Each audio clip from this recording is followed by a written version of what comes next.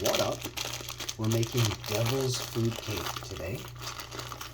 This is going to be one amazing recipe. We're going to turn this into these cookies. We're going to do sheet pan, thin cake, then fill it with a chocolate mousse or a chocolate whipped cream or a ganache. I haven't decided if it's going to be a chocolate butterscotch ganache. Probably something to that. But we're going to put these inside the cake as well. Inside the cookie or cake, it's these fluffy, pillowy beautifuls, okay? Just trust me on this. And those are butterscotch chickens. So those are in.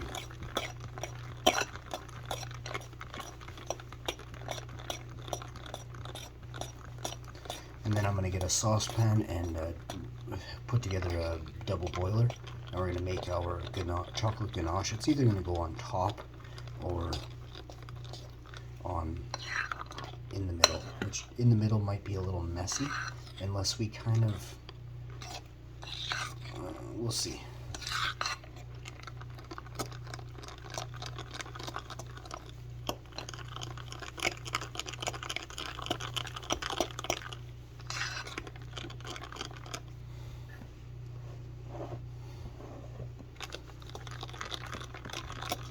So this will be part one of the devil's food cake, or cupcake, or cookie cream-filled delights. Kind of call them whoopie pies. I've seen them before, so it's going to come out like that. You can do whipped cream, coconut filling. You can do banana cream pudding. You know, whip up some older bananas in a blender, or just mash them, and then add and fold in whipped cream. There's your banana cream. I use the coconut whipped cream. Make it with strawberries or raspberries or blueberry. You can turn it that way. We've done the cherries as well in past. I've done a few different ways with it. Not always exactly whipped right through, but had with, and it's the same complex flavor profile I just explained out loud, just different berry or whatever, right? You can also do a nice fold of the coconut whipped cream with the ganache while it's a little bit warm but still cooled, but still able to be, you know, a ganache is completely cooled but not hard. Fold in the whipped cream at that point. My mouth is just, I'm ready. So we got to get this, the pan. I'm waiting to check the chat because I know the chat would just be, this would be a good one right now. So I might go live on the other one here in a minute. But I'm going to get the pan right now. It's in the oven. And I really do want to go live for a lunchtime episode, and for most of you watching this, if you're watching live right now, it's your dinner time. If you're in the, not most of you, but a lot of you. But a lot of you in the States, you'd be coming on close to 1. I think at the latest it goes 3:30, 3:30. So it'd be 4:30. Coming on your dinner time as well. Between America and some of Canada. East Coast Canada and East Coast America. All the way to the US.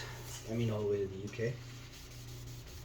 I'm just giving the pan a quick paper towel wipe while it's scorching hot. With it like folded 6 or 7 times.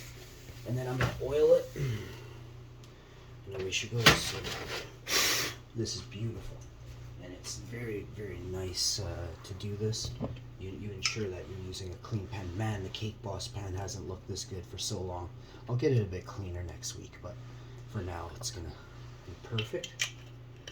Had a little bit of a mishap in the in my humble abode, my bath, so it's never cool. And quickly was dealt with within about 5 minutes or less than that, but whatever, it was dealt with within.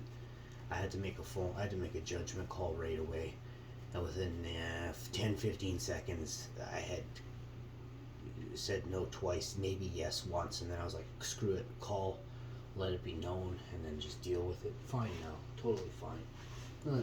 Not perfect, but what is really, you know, if you can cope with stuff. There's people that don't have nothing, right? So, you know, going without something for an hour is nothing compared to puts you in place and allows you to be more empathetic towards others in the future, I think. Putting the shoe on the other foot, feeling what it's really like, might motivate people to try and give people clean drinking water and affordable heat and this and that, right?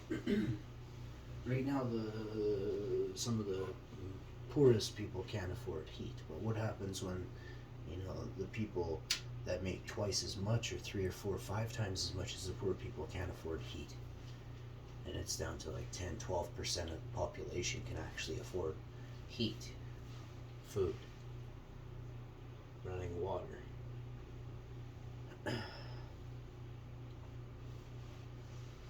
It's just a matter of time, really, as far as I see it. So, concentrate and focus. Ooh, we got some nice, very nice here, eh? Let me just get this going.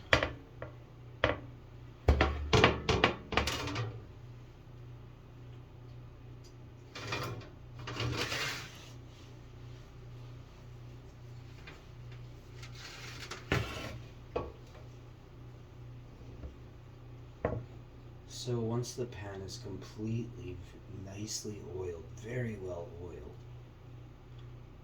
you're actually going to have cake riding the rails of this pan. Not over, this is going to be underneath the rails, but still, halfway up the rails of this cake pan.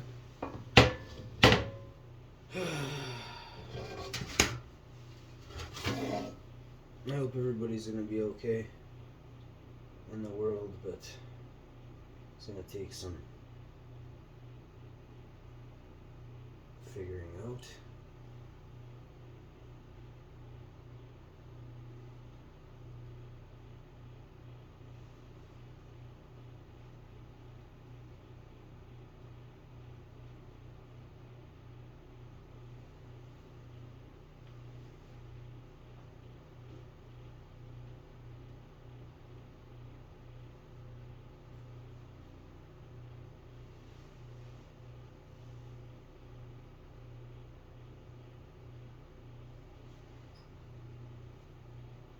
Alright, the cake pan is ready.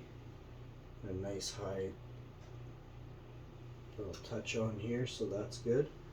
And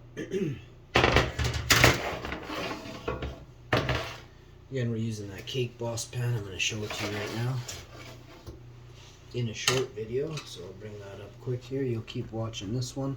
We're going to stir this, and I'll make a few more short videos for you to check out these wonderful, what are these called? Butterscotch chiplets in here. Woo! I'm just feeling this kind of knocking the fork a little bit as we stir it. I was like, oh, what is that? And then I realized.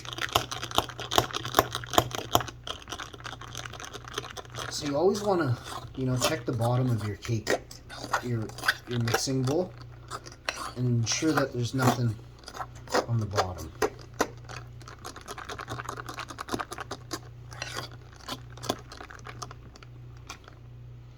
You can see this is a beautiful cake mix. Holds up beautifully. Beautifully, beautifully perfect.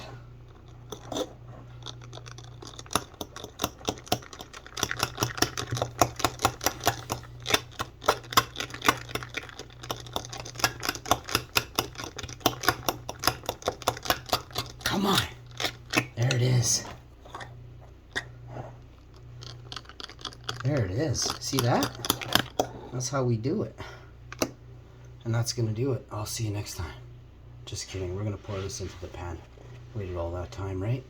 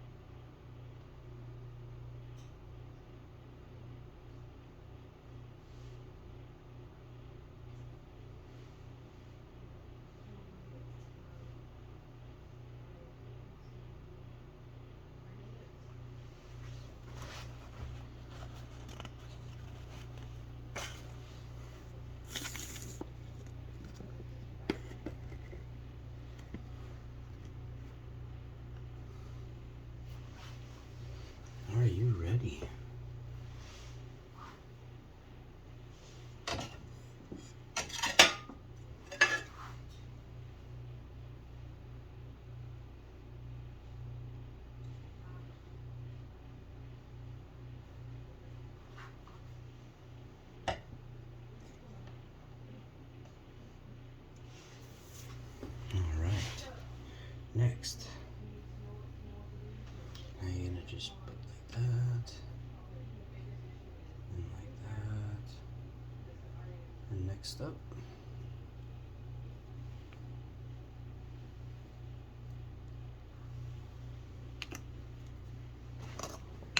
try and pick this up, and you're gonna start out by placing this at first. There's just so much in this bowl. And you're gonna place one scoop in every spot there's no scoops until you can get a nice even spread on it.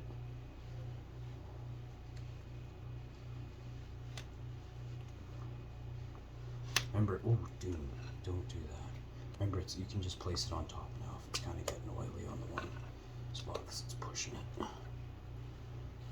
You should be able to fit almost all of this in there. I want to save some back for another recipe. Secret recipe for another day, for another video today. Okay, so once you get that in there, like so.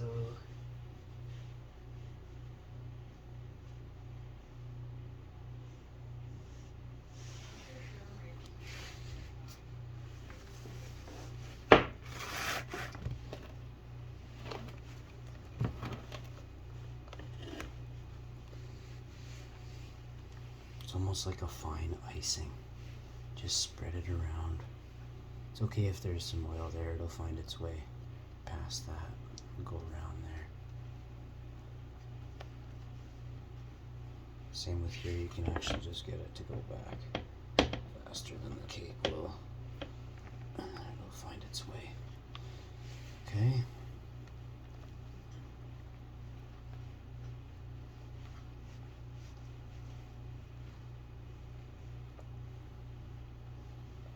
If you use 3 cake mixes, I believe it's enough to do 2 of these pads. And that's the most I've ever done for cake mixes at once was 3. I made a 2-layer cake, but it was like an extremely good, like a good thick 2 layers. And this ensured that the cake was solid enough to move around. I did it for my buddy's birthday in December. It was about 10 years ago, maybe 15 years ago. I don't remember when. It was a wicked cake. I had 2 or 3 pieces. Like it was one of my favorite. It reminded me of I called it this Sesame Street or Big Bird cake I had when I was a kid. I finally found it was a Swiss mocha or it was this one. One of the two, but these are my favorite. Swiss mocha or something like that, and this cake, Swiss chocolate cake is what it's called. And yeah, that's my favorite cake. This one too, though.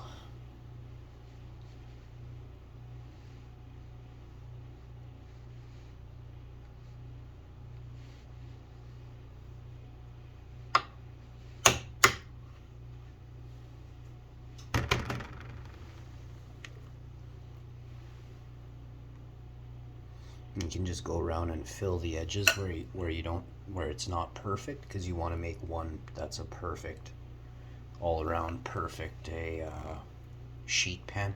The second one is just for cupcakes or something I'll make to the side for myself tonight, or anybody else who wants to have one tonight or tomorrow. But they're gonna get eaten right away.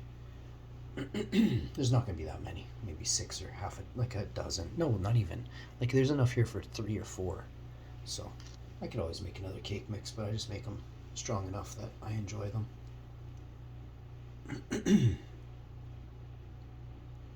But I'll have maybe like one every day, or maybe if they're that good, I might eat them all and just, I kind of do my own thing.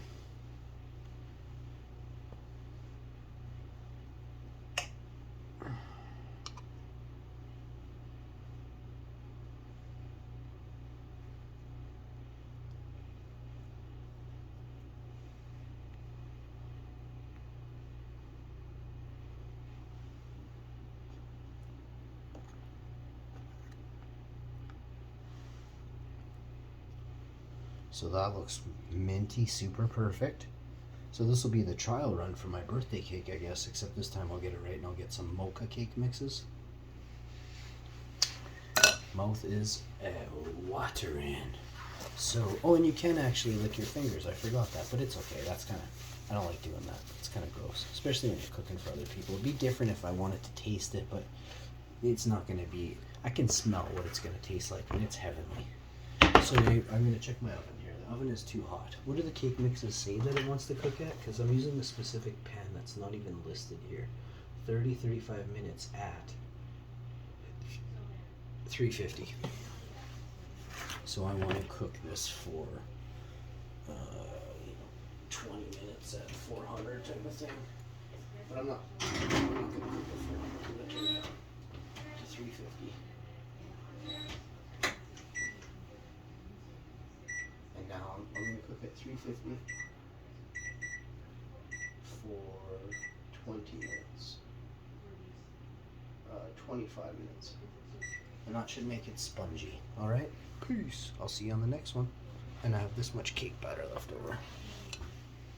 And I'm going to use it for my own recipes now.